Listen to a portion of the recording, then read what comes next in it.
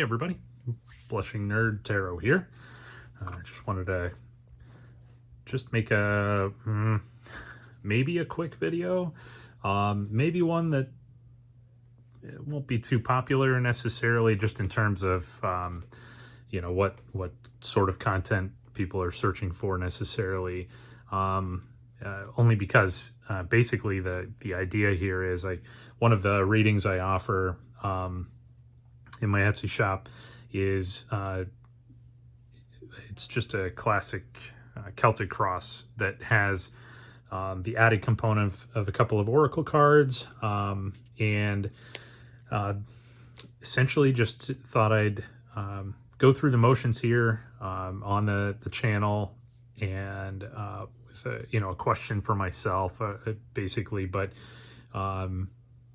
also maybe one that's a little generalized, so that it might appeal to or apply to someone out there.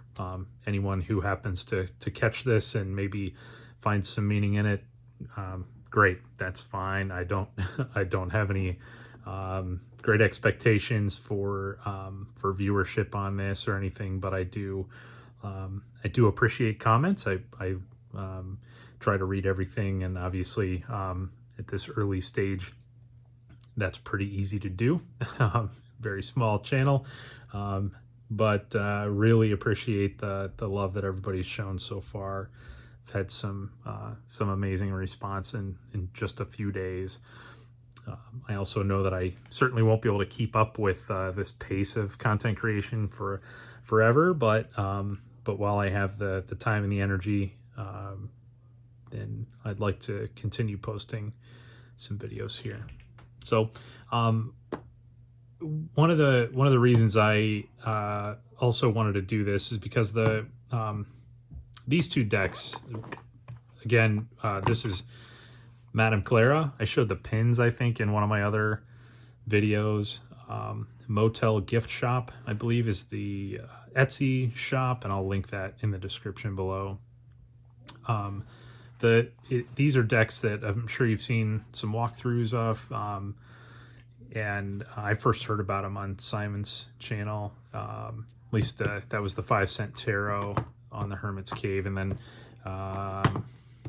the 2-penny oracle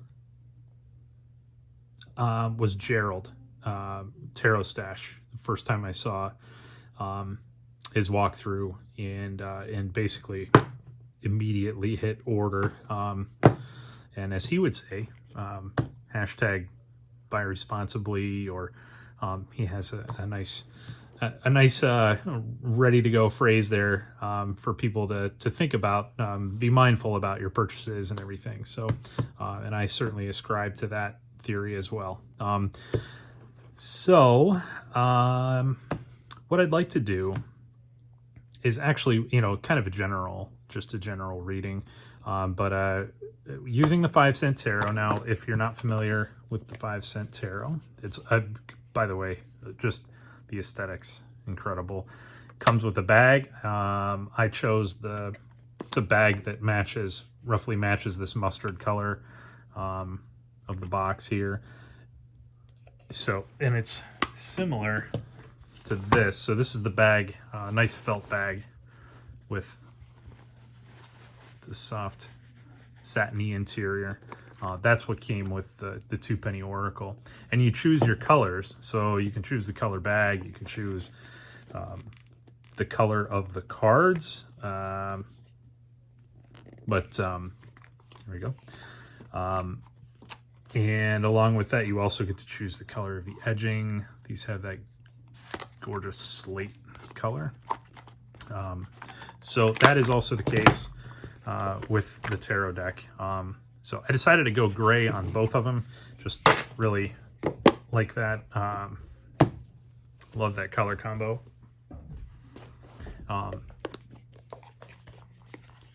Just so fun. Ask the cards. Nice interior on the box.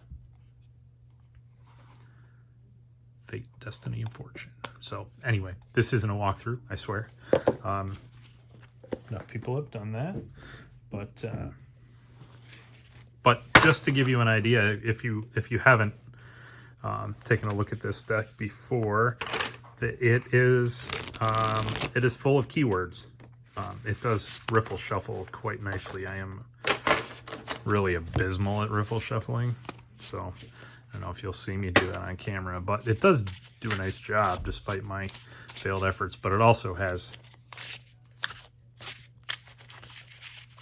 I mean, that, oh, there we go with that papery sound I love.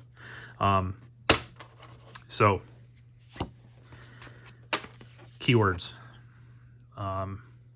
It has keywords.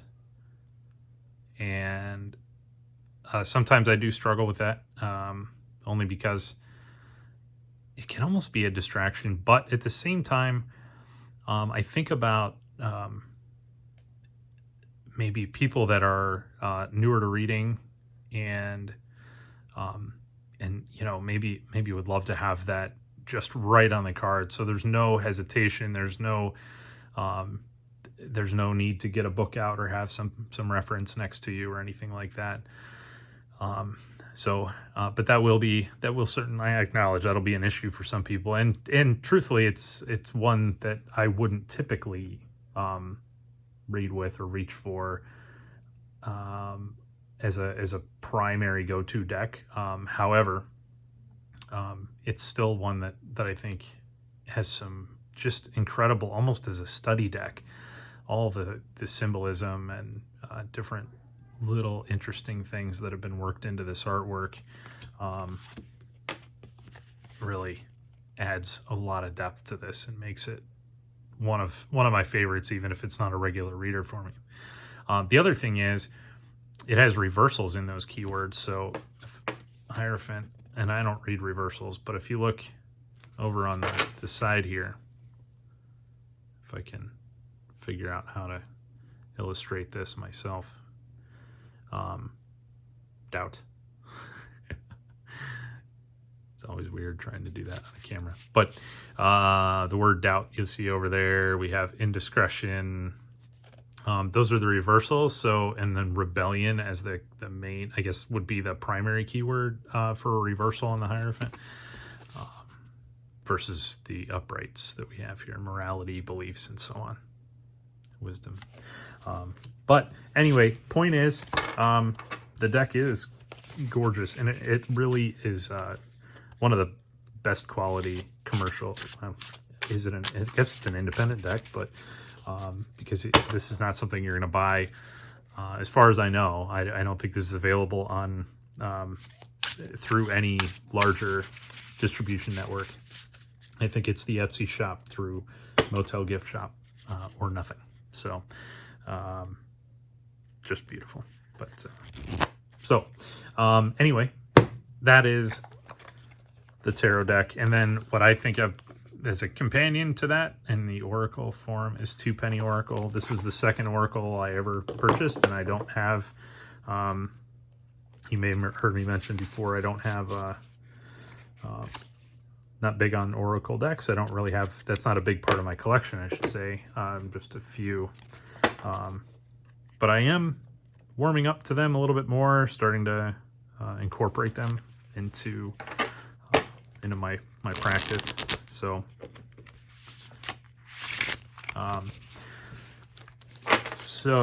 what we have with this, again, and of course, I guess it's a little more acceptable maybe in Oracle world, because it doesn't follow always a recognizable or universal system. We have keywords, of course, on here, which is super common. So I did forget to mention too, the on the tarot deck, so they also have different symbols. So well, the star card's not going to help, but for the pips, we have matches for wands, we have needles, needles for swords, we have cups for cups, but they're like teacups, is kind of the idea there. And we'll have, this will be one of those where you have to flip all the way to the end. There we go. Buttons for pentacles or coins. So buttons. So that there's two things there that need to be considered. if you're looking at this deck.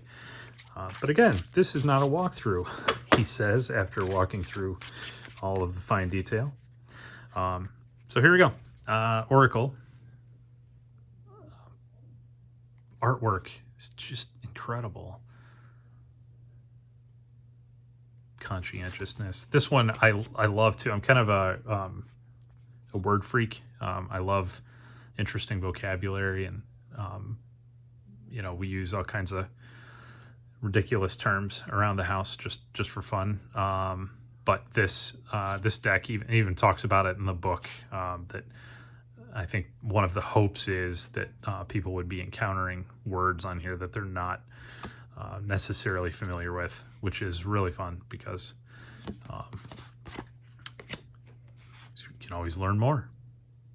Amativeness. So yeah, and some of these are easy to stumble onto as you're going through. But anyway, still jumping ahead of myself here, or delaying myself. So we'll do a Celtic Cross with the tarot, and then bring that oracle into play. And I guess what I want to think about as I'm shuffling, and the question I kind of have in mind. So you know, myself personally, my extended family, we have a lot going on right now, and demands on time yeah, that's sort of the least of the concerns right now. It's more about trying to really be there for someone in particular, and it's heavy on my mind and heavy on my heart, but something that trying to be the best family member that I can be, and try to help be a positive force. So I guess what I'm trying to think about is what should I be concentrating on to help make that a reality, so that I can continue to be a force for good, and help make everything as peaceful as it can be.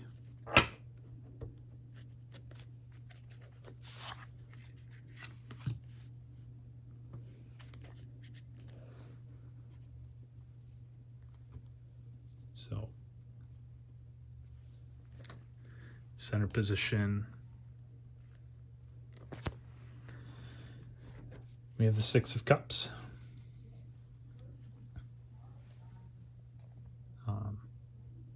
So that's, if we, you know, and we can certainly use their keywords here. Six is perseverance comes to mind, and that's certainly a factor in trying to be a solid base for the folks in this situation. But innocence comes to mind on here, and reminiscing.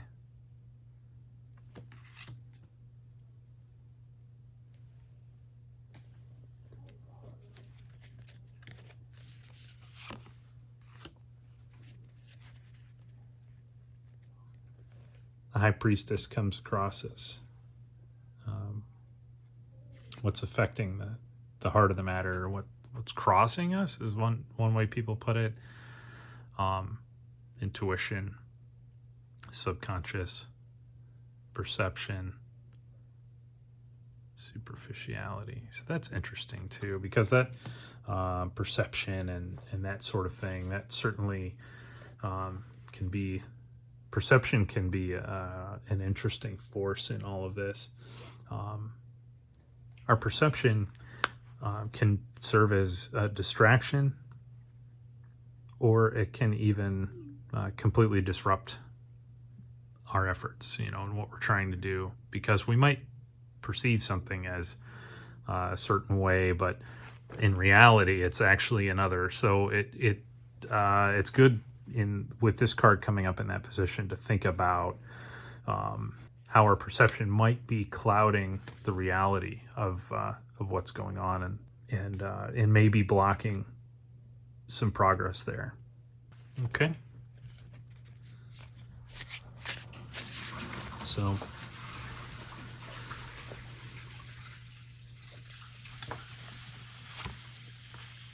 position 3,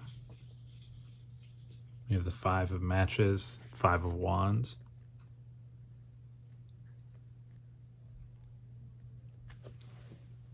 This is the conscious influences,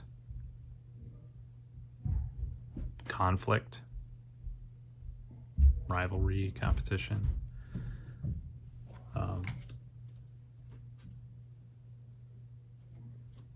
But I do think of 5s as being change, so the change is a big factor in this scenario.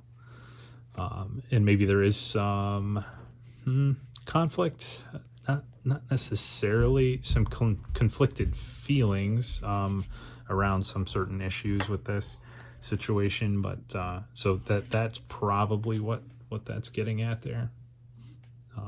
So yeah, let's keep moving here. So all right, so we have the Magician as the subconscious or underlying issues. So who in this situation maybe is fulfilling that role, or if it's a subconscious thing, that master of skill, being a master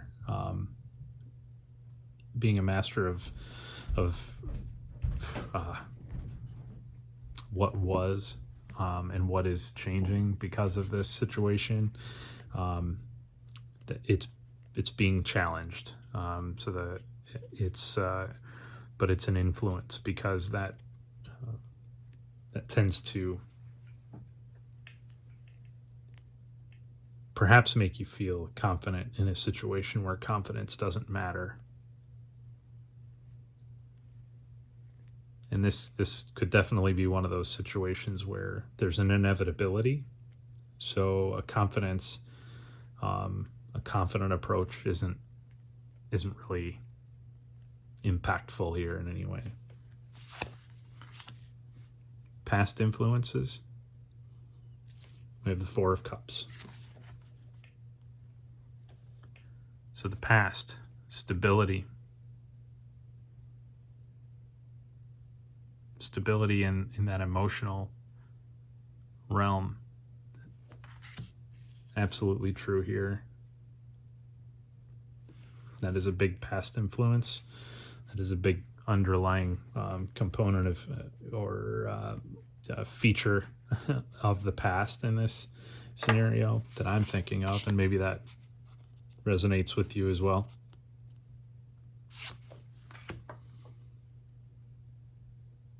Eight of Cups in the future, or what lies ahead, what's coming. Inner journey,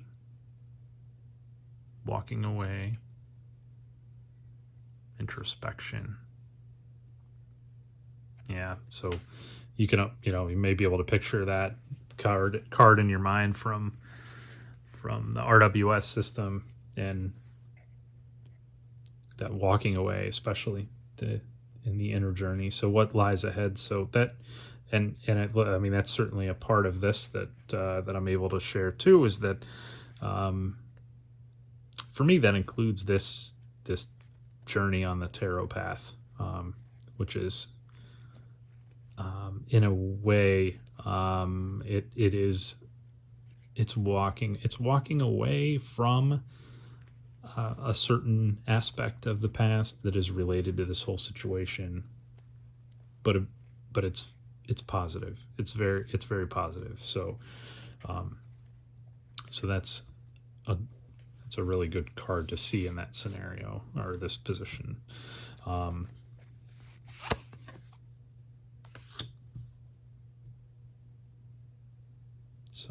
Card number 7, attitude, or sometimes we can think about this as ourself in this situation, commitment, but lovers also is, the duality. So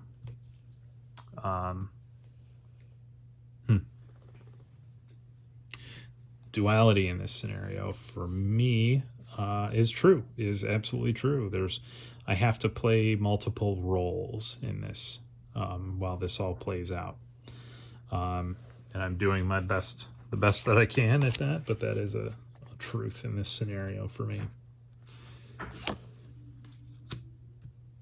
The influence of others. Interesting. We have the Ace of Needles, or the Ace of Swords. Breakthrough, intellect, clarity.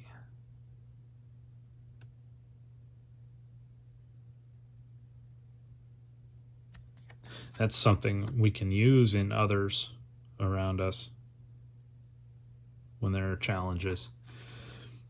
And I think that is the case here.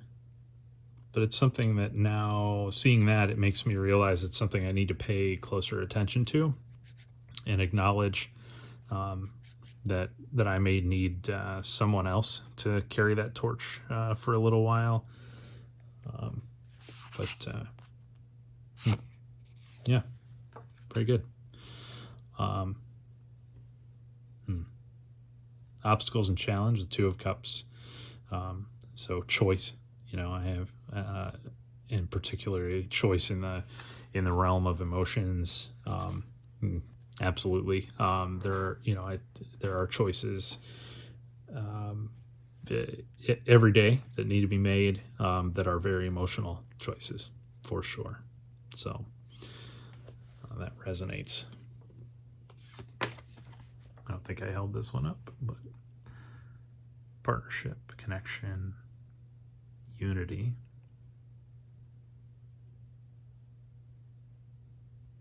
And again, it's hard to take in all the subtleties in this art as we go through, but there's a lot going on there. It's very interesting. So finally, the outcome. We have the Knight of Matches, the Knight of Wands. So adventure and action, energy, passion.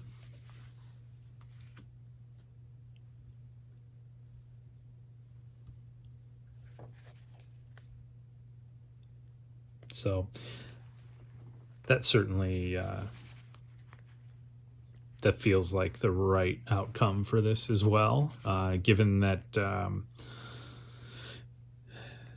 if I apply this to me and my thoughts on this question, what that means is this passion that I'm acting on now, just starting the YouTube channel, just starting to do some readings for others and things, that basically is the outcome.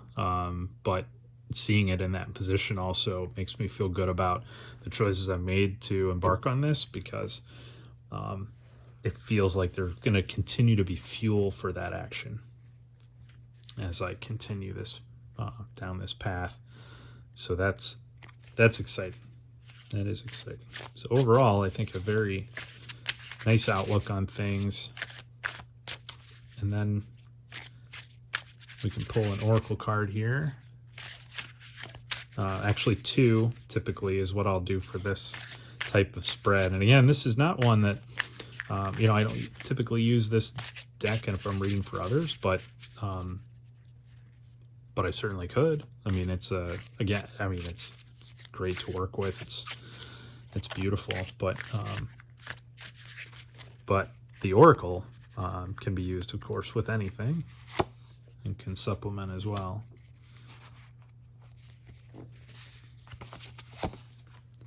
So 2 cards. We have no, intuition.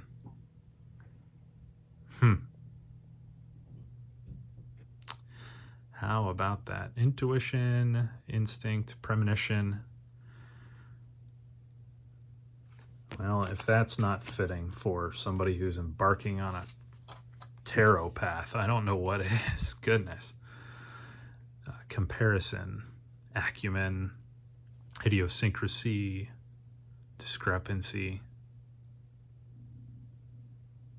Huh. I would see that as in this particular reading. There are a lot of comparisons going on with the heart of the matter and what's going on with my family. There's some comparisons going on that try to help lend some clarity to some choices that people are making. How helpful those comparisons are, I'm really not sure. In a lot of cases, comparisons, I think, tend to not be very helpful. What I'm thinking of now, though, is as I do videos and make content and things like that, there's a lot of comparison there too. You start thinking about imposter syndrome, and am I really right to be doing this? Is this something I should pursue, or should it be left to those who really know how to do it?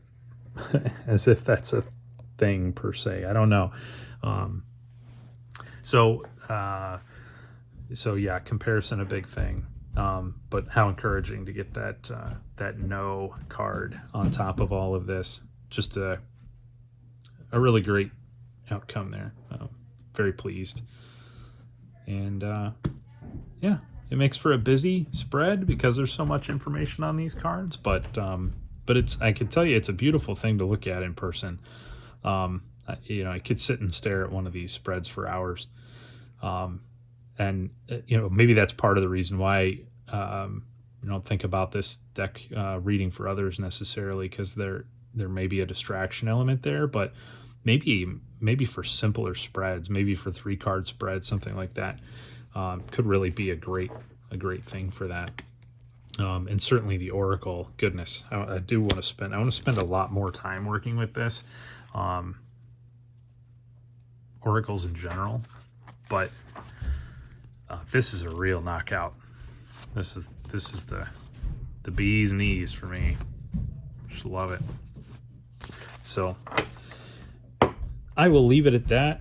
I thank you very much, and I look forward to seeing if you feel compelled to comment and add to this conversation. I'd love to hear your thoughts. I'd love to hear from other readers. How does this type of spread work for you? Do you use Celtic crosses? I know a lot of people seem to not be doing that as much. It appeals to me just because I like the complexity, the added layers. Not that you can't get that from smaller spreads or other spreads, but this one just happens to really jive with me. But then throwing out those extra Oracle cards on top of it, yes, it's a lot going on the table, but what an interesting thing to think about and talk about, especially if you're reading for others. It can make for a really special time, and I think that's an important factor in reading.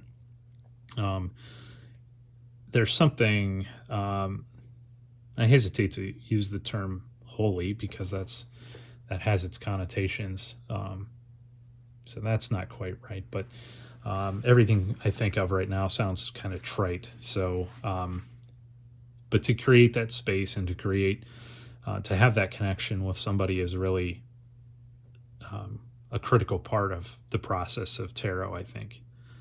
Even if it's just for yourself, but certainly if you're reading for others, I do think that's a factor that shouldn't be overlooked. And sometimes just the spread you're choosing can either allow or disallow for that. And maybe there are times you don't want it, and that's fine too. And maybe the client doesn't want it either. The querent may not want that space either. They may just want some answers. I don't know. I don't like answers necessarily, but they may just want some ideas, some quick thoughts to get them moving in the right direction, and that's fine too. But if you're